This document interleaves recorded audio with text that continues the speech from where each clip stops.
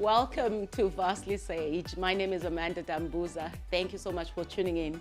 It is another jam-packed episode as we talk about women in corporate and understand what are some of the challenges that they're facing and how have they gone about navigating what can be a really harsh and tough landscape.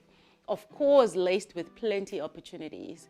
But so many people get caught up in the negativity and the hardship, they forget to see the opportunity in it. To help us talk about this amazing topic is my favorite human, Nomonde White-Ndlovu, who is an executive at director level at a multinational bank. Nomonde, it's so good to have you. Hi. My soul. I'm so happy to be here. I'm so excited about this conversation. How are you, my sweetheart? I'm well. All the better to be here with you today. So I'm going to have a phenomenal day. You look amazing. Thank you so much for the invitation. I mean, look at you. I had to show up. Ladies and gentlemen, I mean, you show up for the White-Ndlovu. I'm going to have so much fun. I really look forward to this important discussion. Oh, thank you so much for your time. I know you have to fly out to Cape Town, so I'm going to get right to it. Tell me about your journey in corporate. And I tell you why I wanted to have this conversation with you. So many women are struggling in corporate. Corporates are seen as these toxic buckets of environments that continuously kill people's spirits, particularly Black women, because we can only really talk about our own experiences, right? So what has your journey been like? Firstly, let's just start off with what you currently do. I mean, in terms of your responsibility. I know you have a big portfolio. I'm a bit biased because I kind of know what to do, but I'll make sure you don't go on a humble run for me. Okay. So what? Tell me more about your corporate journey and your experience within corporate. Sure. Let's start where it started. Right at the beginning. Yes. So right in the beginning, actually my corporate journey started after failure. So I had failed. I studied politics and law at Wits University, and I'd convinced my parents to actually allow me to buy a car because I used to work part-time at Nedbank in the call center. And there was no budget for me to fail because I have a younger sibling. So in that, my negotiation was, okay, I will find a job that will allow me to go back and pay my fees full-time at Wits in order for me to finish. And at the time, Wits didn't allow you to actually go through UNISA to do that one subject that you needed. So my journey in corporate actually started accidentally. My journey in technology started accidentally. And I then had the privilege of working for an organization called UCS Solutions. And I started there as a first-line help desk consultant. So right there. In the heat of it. In the heat of it. In the technology business. And that's how my journey in tech actually started. Fast forward, I did pass. I graduated through Wits. I redeemed myself with my parents. But I think I was there for 9 months before I was noticed by one of the executives in the business. And her name was actually Jane Canny. Okay. And like you, Amanda, I'm a very spiritual person and I pray a lot. And I think I was kicking myself in the foot of like, why did you fail? You're meant to be a lawyer, etc., etc. But I think God's purpose and his plan for our lives always works out exactly as it should. No, absolutely. So the beauty of that situation is I then moved into a junior service delivery manager role at the time. Because Jane was like, you have potential, I'm going to do something about this. And then I worked for a lady called Alice at the time. She was hard. If there's anything, she was hardcore. But I think the privilege I've had is working for phenomenal women. You being one of them, but we'll get to that as I narrate my journey. And in as much as Alex was hard, she always had my back. I think there was an understanding that I didn't know tech. I was learning. And I was very young. I think I was 23 at the time. And they actually both took me under their wing to actually help me learn. Why do you think she was hard on you? Let me just ask this question before you carry on. Why do you think she was so hard on you? In hindsight, it's because she knew how hard it is for women in tech. And at the time, these were white females. I was the first Black female who had been hired, in that role in technology. So she was hard because I was young, she saw potential, but she knew it would be difficult. And she wasn't lying, she was right. I remember transitioning from a call center role to now a service delivery role, where the people who were giving you instructions, you now have to, give directives because you're working with clients on their portfolios. So that was hard because one, I was excluded from conversations where they speak Afrikaans in meetings. However, to circumvent that, and I blame that on youth, I wouldn't encourage anyone to do that. I spoke Xhosa in one of the meetings to respond So gangster. back. And then everyone looked shocked. And then my response was, this is how I Yeah, feel when you have a absolutely. conversation where I can't hear you. Yes. Because sometimes you have to fight for respect. Yeah. It's not going to be given to you. You Yes. actually have to fight for it. And I remember the days when I was in the bathroom crying because I refused to allow them to see me cry. Yes. So, when you're young and you actually haven't had the privilege of sponsorship or Yes, mentorship or somebody yes. showing you the ropes, I was literally thrown in the deep end and say, like, you are going to gotta learn how to swim, do this and yeah. you're going to fly. What I appreciated about Alex at the time when she picked this up, she confronted them along with Jane to say, this will never happen again. This is the first time and the last time.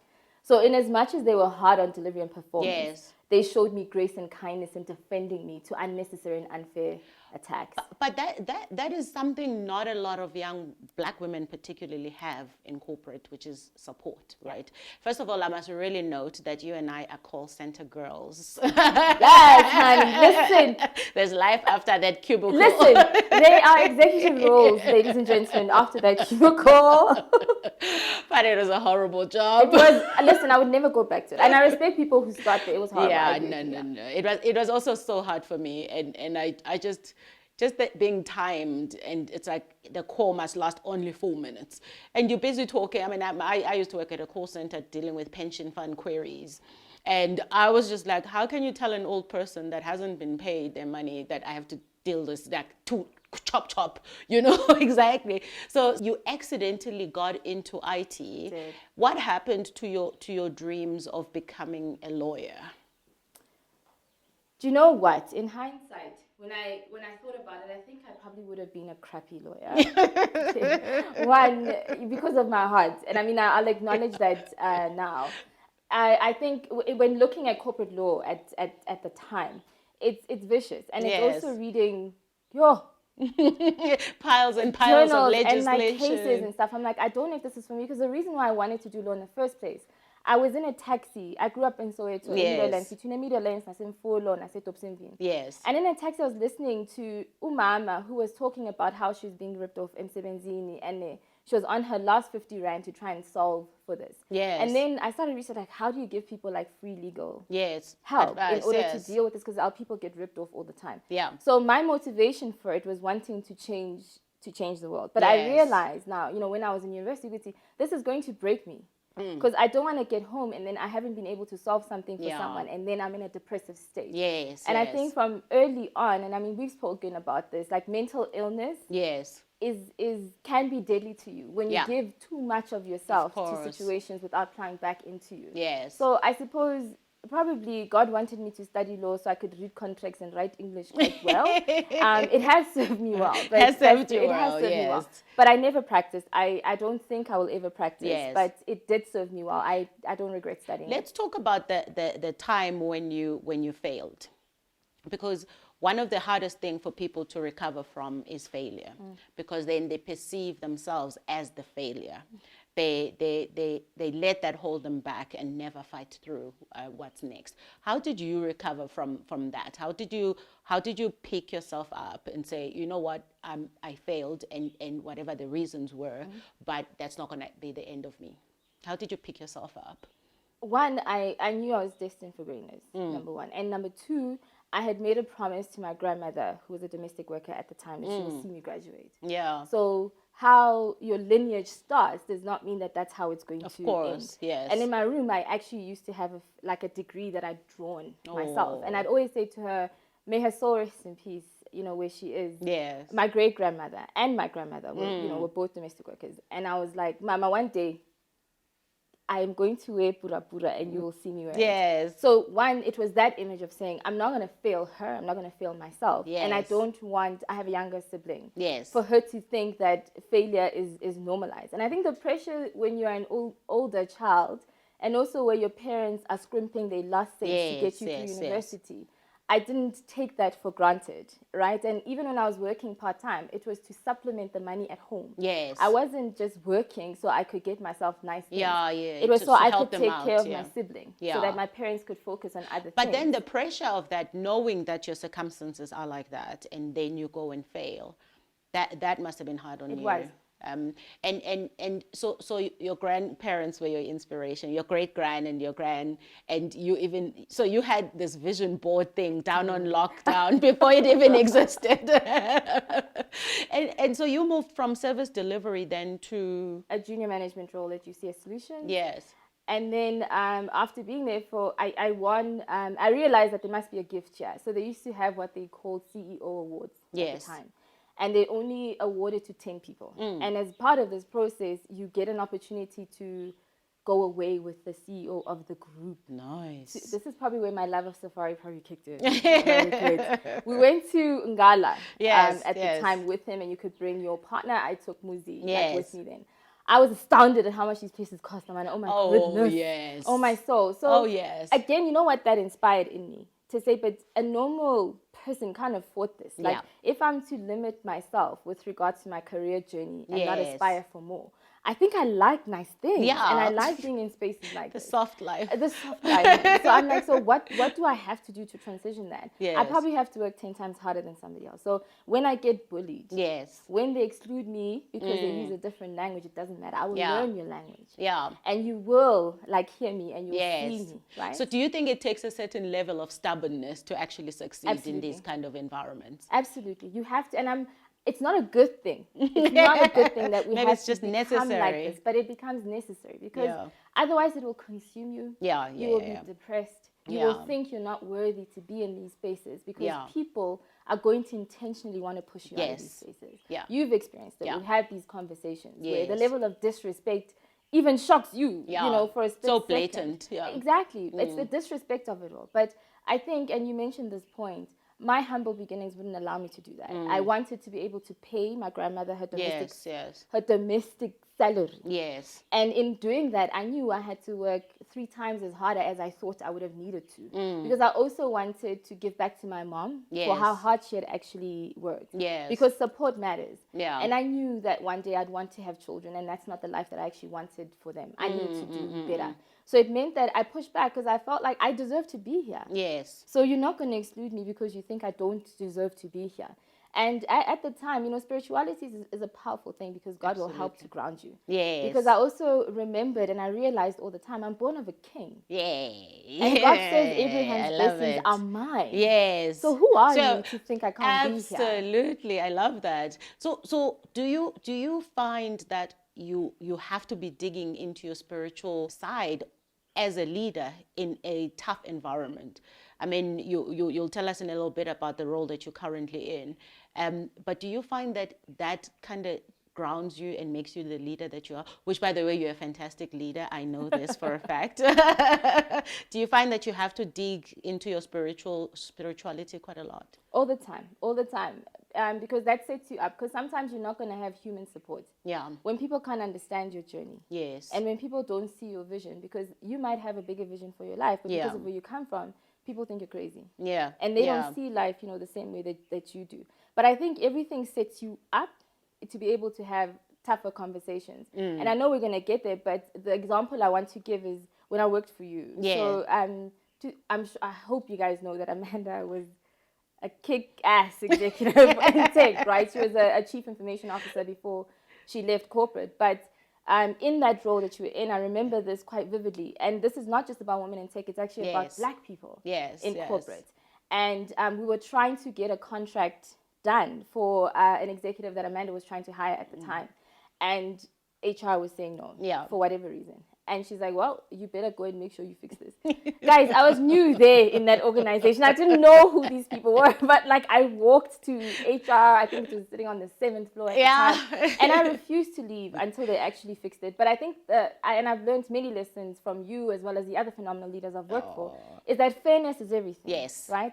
And just because you're given a position of privilege, and I think this is the difference with you and other leaders, it does not mean that you sit there by yourself around that table and be comfortable with that, because we have so much work to do to get to a point of gender equality in workspaces and parity. And parity. Right? And parity is also around racial parity. So let's not actually confuse it, because that argument, if you recall, Amanda, was not just about the contract. It is because they were complaining about we're paying him too much. Yeah. Because he was already on such a low scale. And that's the problem, though. And I mean, I know for a fact I almost died trying to fight those things, you know, when I was in corporate. Yeah. The problem is that the benchmark is already so low for some of these people that if you use just one scale of looking at it, they're never going to get anywhere. And it's a constant oppression, right? And I think you've touched on that. So tell me more. You were saying some nice things about me. Oh, yeah. So, and I think a lot of people can blame you for that in terms of, you know, my stubbornness when it comes to pay parity. Yeah. I'll never accept it as a standard because here's the thing. When you actually do a comparative view of what people earn, right? We still have like inequality as it pertains to like racial biases, and it's not intentional. I think systemically these things have always been there. So it's not intentional, and I'm not blaming anyone for it. But when we see it, you need to fix it. Absolutely. And a lot of the time, and to the point you've just raised, is if I was on 100 rand, Amanda, like where I work right now. And the job that I'm meant to move into is meant to be paying 500 rand. You are going to think that paying me 200 is fair because you're basically doubling my salary. Without bearing in mind that my baseline was already so low, I'm never going to catch up to my peers. And I think the lesson I took from you was that just because someone is underpaid where they are, as leaders, don't perpetuate that problem. Fix it so that they're aligned to exactly what they mean to be. Because half the time we're very well educated. I don't care who says that. Like, absolutely. A lot of African, Indian, and colored colleagues are extremely well educated. With the right attitude. Now you come into a system just because perpetually you were underpaid. Now I must continue to underpay you. And I think my plea to leaders would be, just because you see something that is wrong, please, like, fix it. We don't Frankly, I think we should do away with asking for pay slips. Because honestly, it does not serve anything. Someone gets into a director level role and they should be paid, that role is paying X. But you continuously underpay somebody because of the historical disadvantage they've suffered. So you're perpetuating that status quo. I absolutely love your passion. And I can assure you, I didn't have to make you do anything. You did it all by yourself. Now tell me more about the role that you're currently in. And I want to talk a bit more also about the association Wired for Women and what it is that you're trying to do with that. So let's start with the role that you're in. My role. Okay, so I manage Ryan. You kick butt, wonderful, gorgeous black woman. So I manage Ryan. I do work for a multinational organization right now, and I'm part of our technology executive team. I'm actually, my role prior to this role, I was a Joint Chief Information Officer for a division called Infrastructure Services. The hardest division to run. I don't know how you did it. But the most incredible human beings. I think, techies are softies. They seem hardcore to a lot of people, but a phenomenal bunch of But I think that they do have to put up that hardcore shell because they've been abused for so long. This is true. Anyway, let me not stop. Anyway, so I worked with incredible. I had an incredible team when I was in that role. But then I transitioned into the ExCo role. So actually where I currently work for, currently our CE, who's also our CEO of our organization at the moment. But I look at governance, reporting, and compliance for our technology division. That includes your CSO. So sorry for the abbreviation. Acronyms. Sorry, acronyms are tech mainly people. Tech. So for the chief security officer, the group chief information officer, our CSO, our CTO as well. So it's really looking Chief Technology Officer. Okay, my bad. So in terms of our whole technology landscape, it's really looking at our discussions with our regulators. What is our messaging from a strategy point of view? Are we executing against a strategy that aligns with what our business objectives are? Because as you know, like, technology is an enabler for an organization, right? So it's really partnerships with our organization, but it's also making sure that from a board point of view, we're aligned with regards to what we've committed our objectives to be. But most importantly, that we're doing the right thing for the man on the street. So when you are with us as an organization, as a business, it's really about, are we giving you value? And can you trust us as a business? And where we err, we do obviously aspire to fix like our mistakes. Yes. It's been a phenomenal opportunity because I need to have a bird's eye view of what's happening across everybody's area. The bank, because I don't actually. just have one Yes. division to look at. You literally need to be looking at it as a holistic picture. I know you're not, we'll come to Wired for Women just now. I know that you're not a person that's all about accolades and things, but first of all, you're graduating with your MBA in a few weeks' time. Well done. Thank you. It feels Thank like you. I was studying with you because I Because you know when you were. started the journey. And congratulations. Thank I'm you so really much. proud of Thank you. you. To be able to do that and have a baby. I mean, she's a baby, okay? So to be balanced, and I don't want to use the word balance, to be able to somehow harmonize or integrate. In fact, harmonize is a word Nomonde used at one of our events recently, and I like it. I would like to use that. To be able to harmonize such a hectic schedule and a hectic role, plus a family, as well as Wired for Women, which is something that you are really passionate about. You know, it seems to me you have it all. Do you? No, far from it. Yeah. Far from What's it. missing? I'm human. I'm fallible. Yeah. And I mess up a lot. I think my husband could tell you stories for days, like where I get it absolutely wrong sometimes. Yes. And I think last year, for many people, I think last year nearly broke a lot of us. Yeah. So I can sit here in front of you without crying about it. Yeah. One, because when lockdown hit, and then I know people don't think this, but technology was also like essential workers. Yes, yes. Essential workers. Yeah, of course. Because we needed to transition our business right from where we are office bound, but Yes. you needed to enable everybody to Yep. actually be able to work from home. And it took monumental human effort from a lot of people to actually get us to that point. Yes. And to make sure that our clients did not miss a beat Yeah. with regards to what delivery we Yeah, needed yeah. to do. And there was my MBA journey as well. I was in my second year. Yeah. And I had been asked to chair like Wired for Women at the time. Yes. And then my daughter transitioned to online learning. I'm the worst teacher. I'll own I this think we right all are. now. I was terrible. I cried a lot with her through that whole process and Yes. texting her poor teacher because she didn't believe me. Because teacher M didn't say this, so it can't be right. So in the midst of that and over and above that, then you had like family members who lost jobs. Yeah. Right? There's an ecosystem around Yeah. you where financially people were not in a good place. Yes. Yes. So your economical burden Yeah. increases Yeah. because it would be irresponsible not to.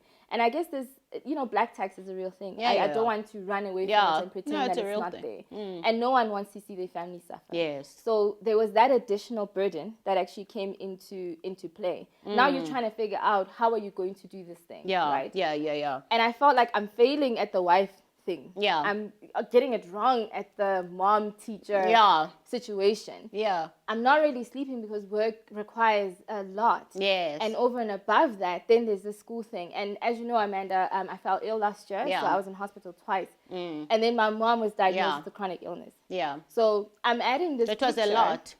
It was a lot. But I Yeah. think it's important for me to bring it here. And so I'm not crying about it anymore. Yes. Because there was a point in time where I was like thinking about my funeral. Right? I haven't told you this, and I'm sorry for doing it on air. So I'm think throwing, let me take a sip. Yeah, because I'm throwing like a bomb on you because I know you called me during that time. You're like, what do you need? And I said nothing. Right? And in thinking about it, I have a massive and beautiful support system around me. Yes. But I didn't even know where to start in terms Yeah. of telling people what I needed. I didn't know what I needed Yes. at the yes. time because it was a tricky season for me. But I remember like sitting and saying, are my things in order? Like if I take my life, Yeah. is my daughter going to be okay? Like, is everything going to be fine? Because it became overwhelming to an extent where I didn't know how to cope. And I was like, I'm going to quit my MBA. I can't do this. But when that happened, and this is the beauty of God's love, right? I think in that moment, he said, not with my child. This is not going to happen. You're not going to take your life. And that's when I asked for help. Yes. I realized I'm a mess. Yeah. And I cannot juggle all of these things at the same time. And I cried and I told my husband. Yes. He didn't even know. You Yeah. know, and I think the view that the world has, this view of just saying you seem like you had it all Yeah. together. Yeah. Just because somebody is walking and Yeah. it seems like stuff is happening, Yes. sometimes you're moving like a robot. Yeah. Because you're on autopilot. your system knows that these things need to be put in place. Yeah. So I broke down with him. Then I was just crying all over the place to everybody. You cry for all of the other things you never cried for. First of all, I'm really sorry to hear that. And I think, though, there are a lot of women who go through that on the daily.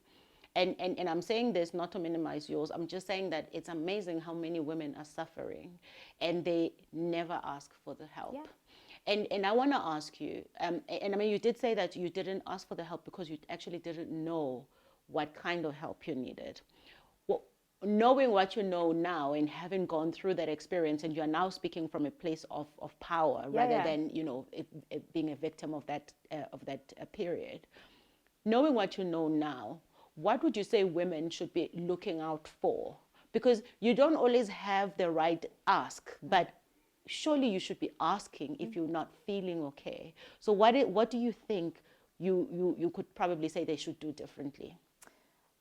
I'd absolutely say the signs that you need to watch out for, especially when you're on autopilot. If you're not eating or you're overeating, like as 2 instances. If you lose your temper quite quickly and you're short with your kids and you're short with people around you. If you start being forgetful, you know you're not like a forgetful person. If you start having bouts of depression, like on a continuous basis, sadness that won't go away, and you can't explain what that actually means. And when because this is what happened to me, you shut down. Like I wasn't taking phone calls from anybody. I'd respond to texts. I responded to your text. I didn't take your calls. When you start shutting out people who you ordinarily would not shut out, there's a problem. There's a problem. Is the shutting out because you are scared they're going to find you out? I'm scared I might break down and cry as I talk to you. And because I don't cry, genuinely, I hate crying. It's fantastic. You should try it. I did. It was too much. Once the floodgates open, just keep trying it. The problem is they just come, right? So it was that because I was breaking down. I was crying in secret because I didn't want my daughter to see me. Outside of you crying privately, what is it about crying that you didn't want to do? I feel powerless. Why? I feel like I felt like I should know how to do this. You've done this. You've done things that are bigger than this. What is your problem? Where you berate yourself and you don't talk to yourself with kindness. And I think the lesson I took from that situation was when people around me are going through challenging situations, I always show up with kindness. And I've learned to give myself grace and to show myself kindness and to actually say, I received the help. So I received help from my mom. I received help from my aunt, from my sister, who would then come and take my daughter to give me and allow me time to actually deal with stuff. And I remember how gentle my husband was with me. Because he actually told me afterwards that he knew there was a problem because we would be talking like this. But I was so anxious that I would jump. Wow. So he knew there was a problem. Again, you become defensive when you're not even owning the fact that there's a problem. So he needed me to get to that. And when I did, he was not surprised. And he actually already had help aligned. Because he'd been talking to people already to saying, I'm really worried about her. And even at work, he actually called, I can't even call her a colleague anymore. She's more like a sister. To say, I'm really concerned. These are the things that are happening. I am trying to deal it at home. She's going to get to a point where I can have this conversation without her losing it. But in the meantime, this is what I'm actually trying to put in place to support the process. And what that also speaks to is the type of partner you choose matters. Because with the wrong person, that would have gone south. Really, faster really than and we don't often talk about that because we normally berate men, right, and we box them under one umbrella, of course, and men do bad things. Let's not get it wrong, but it's not all of them. Some men, some men. It's not all of them. So had it not been even for him seeing the triggers that I didn't even realize and see myself, you sadly would have come to, if you shouldn't have, last year for COVID. I would have slapped you silly. I would have been like, you are waking up. Everybody. I think, and that's what I realized, that how do I even explain this in depth to my people? Because nobody would have seen it coming. But I think just the fact that you got to that point means you were really, really struggling. Yeah, I was.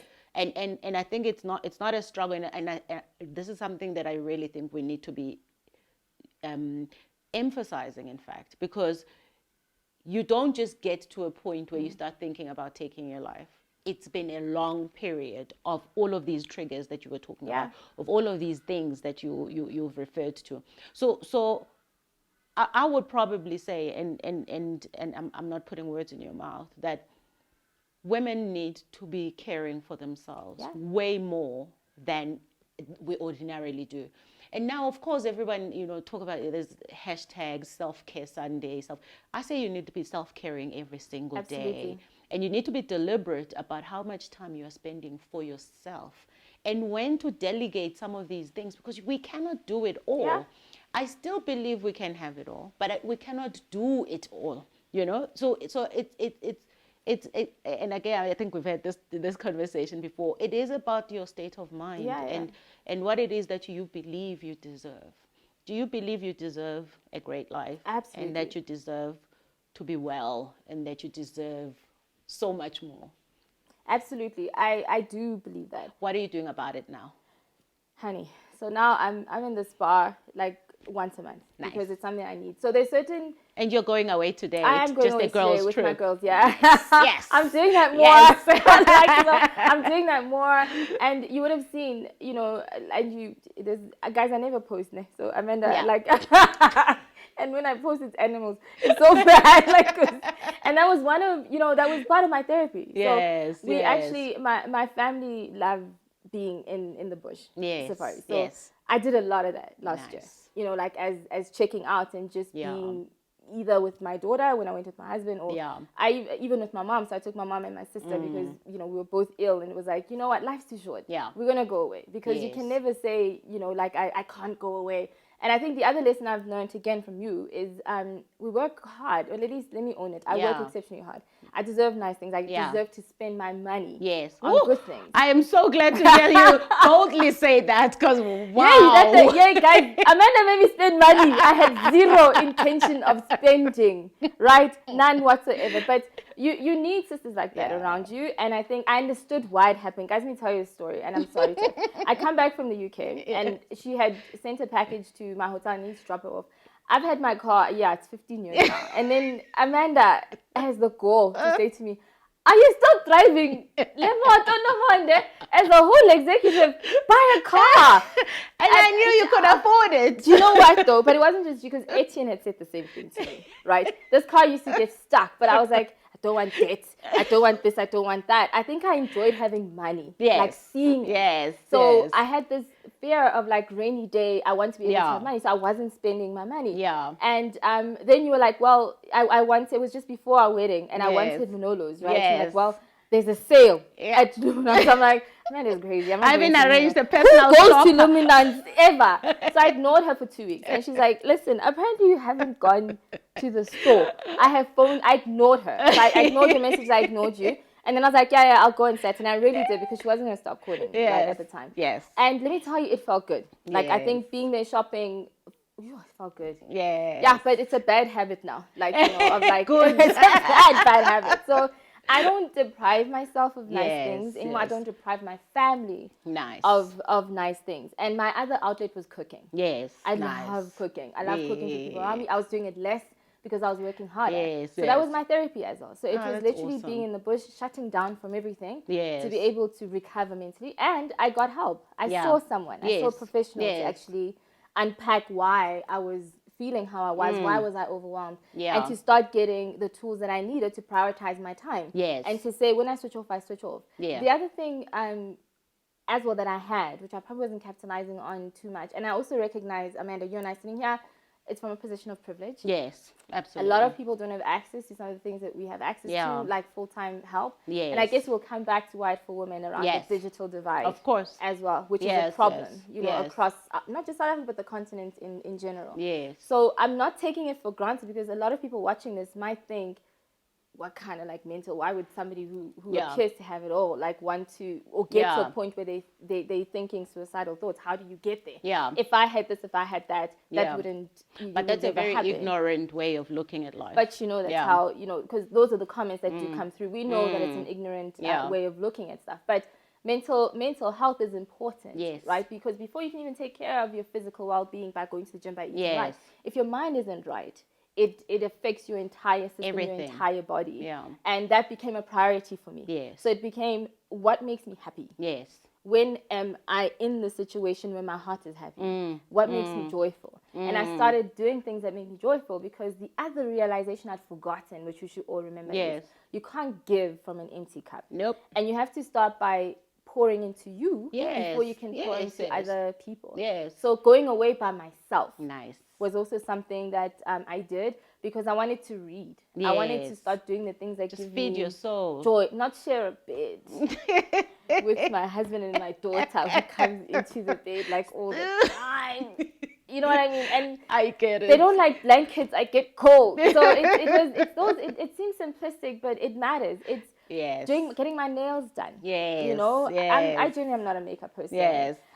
Getting makeup done Yeah. by Tolo, who's And just phenomenal. feeling I just great. feel good when I actually wanted Yeah. to feel good. So I just love it. I those love are some of the that. things that I started doing. Yes. I love hearing you speak like this. I can see so much growth in you. And and you know what? Sometimes, I mean, we're always so hard on ourselves as women, and we always push harder than anybody else around us. But God gives us these teachable moments. Yeah. And I think your breakdown was a teachable moment. It was, okay, you have been carrying on for way too long like this, and it's not sustainable. I mean, I left corporate on the verge of burnout, as you know, as well. Same thing. You just keep pushing and pushing and pushing. Don't eat properly, constantly coffee in your hand, back-to-back meetings, you name it. So I think sometimes, you know, when people watch corporate executives and corporate women, and this conversation around, and again, we're coming to Wired for Women because it's such an exciting initiative, but this conversation around, you know, oh, you know, black women never support each other, they rise up and then don't do. That's also added pressure on and a lot of people. And I mean, I've been very vocal about this notion of lifting as you rise and etc. And I want to talk more about, is, you know, points of elevation, to say, listen, I am at a point of strength. I feel I can lift you up. I have the means, I have the ability, I have the resources. I am at the table. I'm going to open for you. And I think as women, we really need to start slowing down on just being everything to everyone, because that is what is expected of us. So I'm so happy you are where you are, because I think you needed it.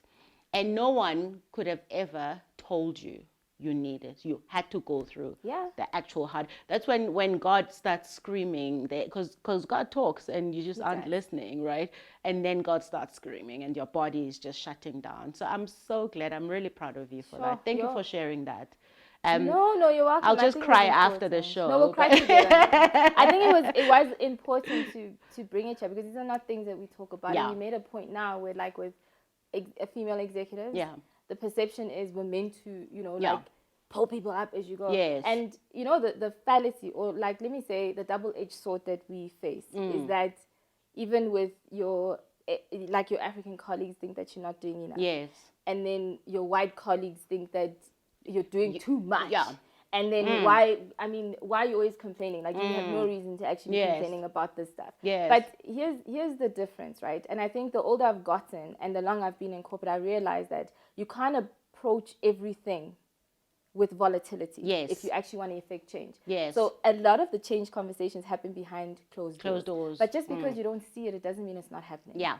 And because leadership is not about selling ice cream. Yes. You're not going to be liked by everybody. Not about selling ice cream. I like that. Because everybody, who doesn't like ice cream? Yeah. Like, even the vanilla flavor. Yes. But I've had to learn that I'm not going to be liked by everybody, but that's okay. Yeah. When I get home, though, can I live with myself? Yes. Like, when I go to bed? Yes. If Nkanyezi asks me how my day was, yes, can I give her an honest recollection? So what we tend to do is lose ourselves in the process. Yes. And you have to align with your own personal values, because when you start to deviate from that, that's when problems start to happen.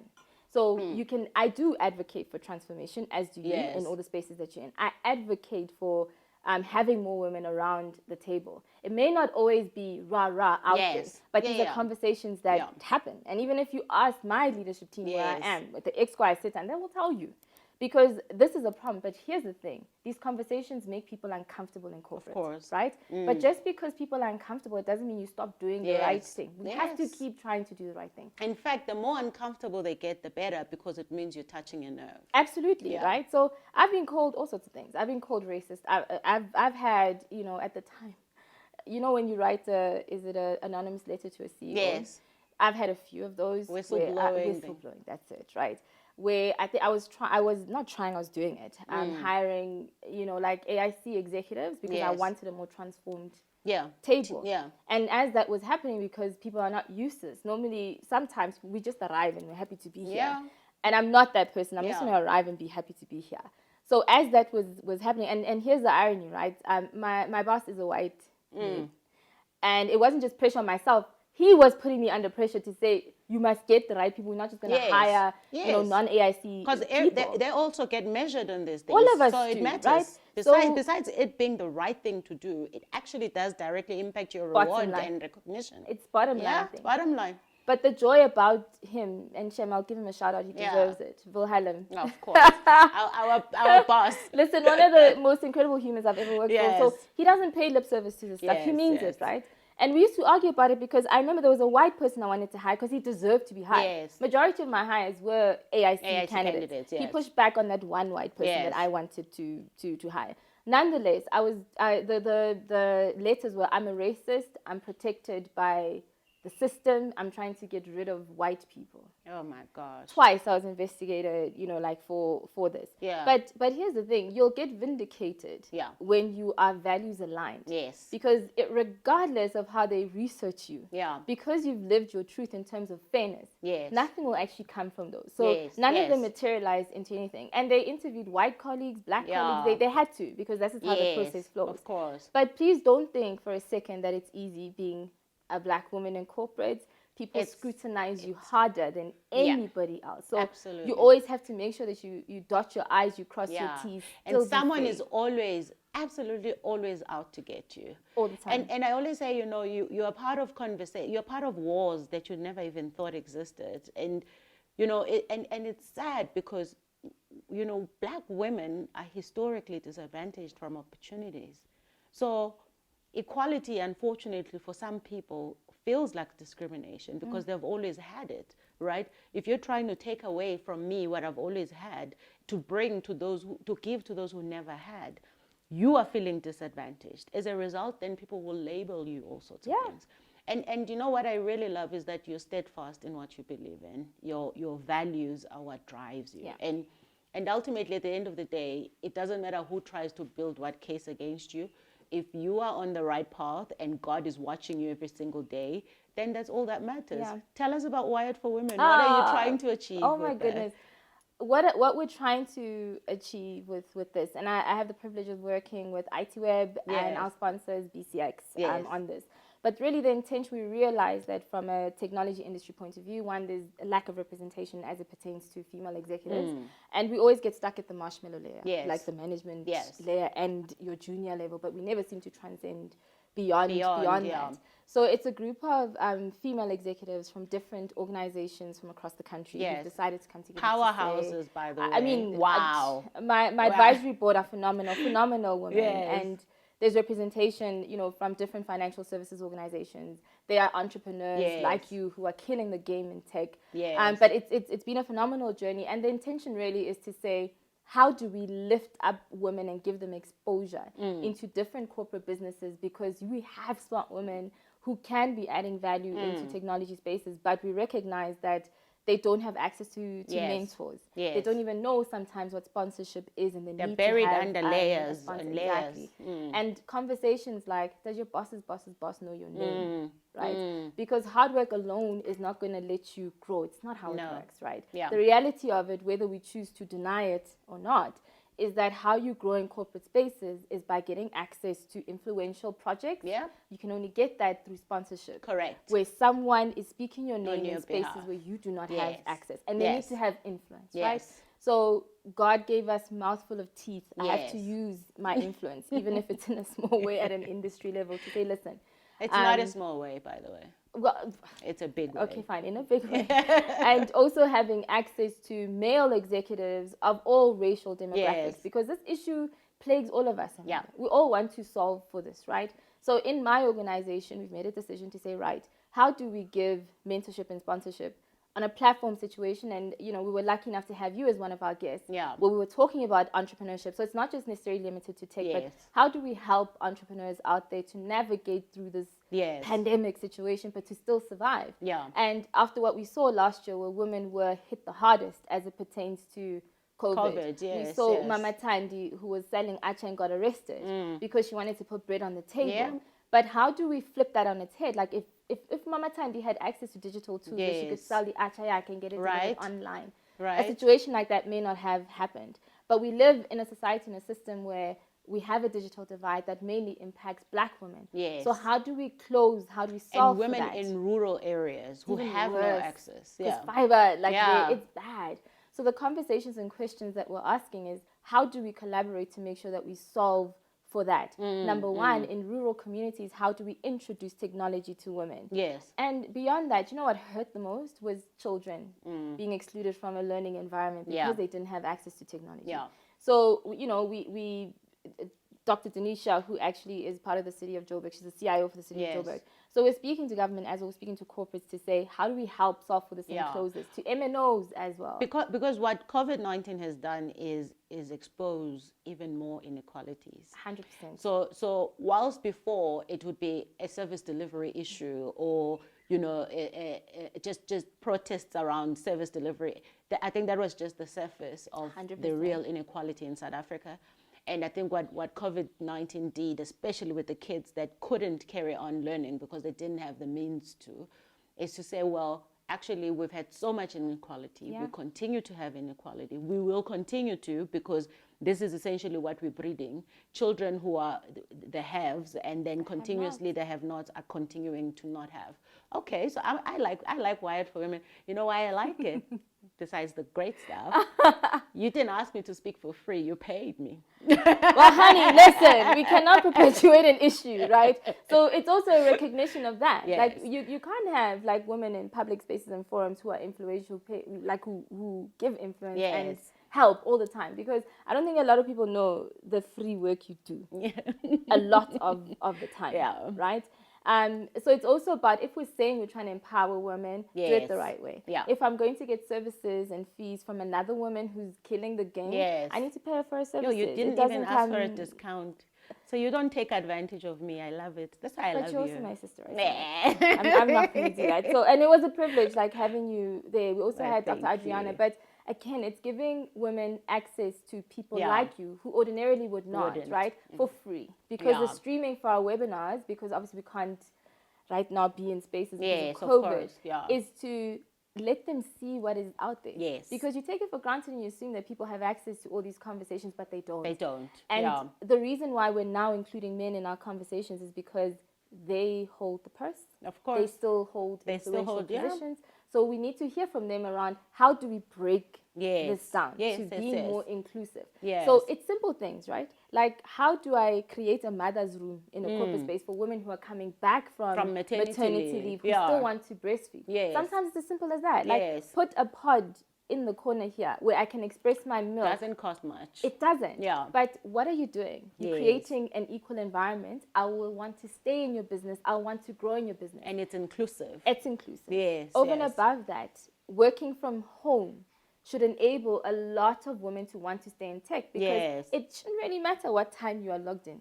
As long as your deliverables are on time, that's what should actually matter from a lot of us. So it's bringing those conversations to light, which you would think everybody knows, but they actually do not know.